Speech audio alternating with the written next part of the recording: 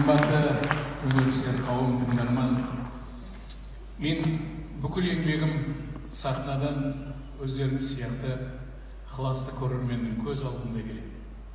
Артық ауыз сөз айтпауға, ақылы көйісмеуге тырыстым.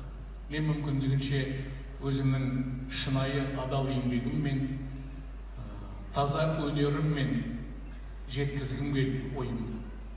Міне өзімнің соңынан ерген ұлдарыма да өзімнің сахнадағы өнерім арқылы, бойымдағы қабілетім арқылы, және жасап жүрген тірлігім арқылы үгіт, насихат, өсиет жеткізіп келемін. Соның бір белгісіндей қазір екі ұлымды ортаға алып, ұрпаққа өсиет деген келесі бір әнді тарту еткіміз келеді.